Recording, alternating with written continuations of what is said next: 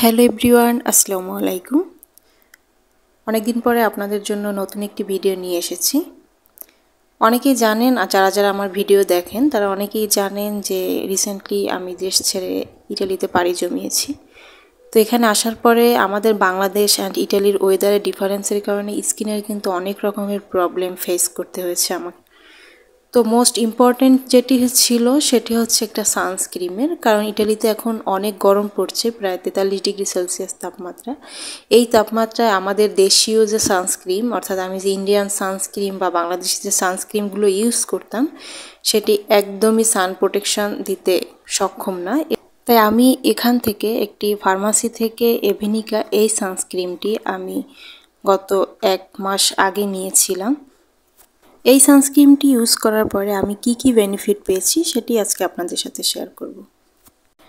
এটি হচ্ছে প্যারিসের একটি সানস্ক্রিম। যারা ইউরোপে আছেন তারা অনেকেই এভেনি কোম্পানির এই সানস্ক্রিমগুলোর সাথে পরিচিত থাকবেন।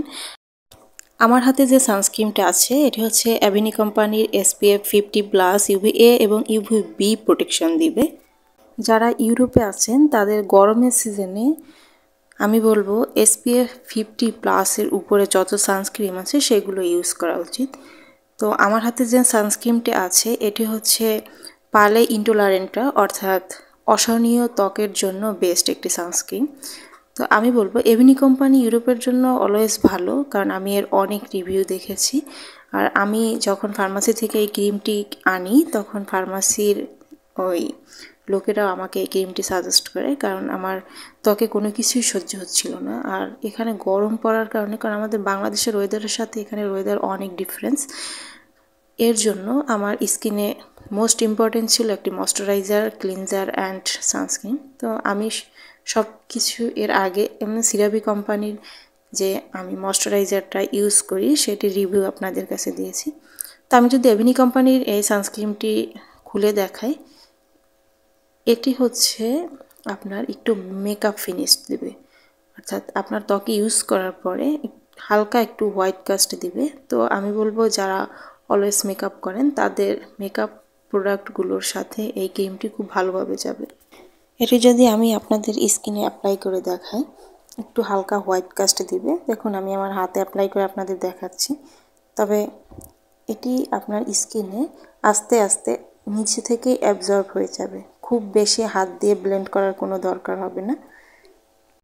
তবে যাদের স্কিন অতিরিক্ত ঘামে আমি বলবো তারা এটি অ্যাভয়েড করাই ভালো। আর যাদের অয়েলি অ্যান্ড ড্রাই স্কিন তাদের জন্য আমি বলবো এটি একদমই ভালো হবে না।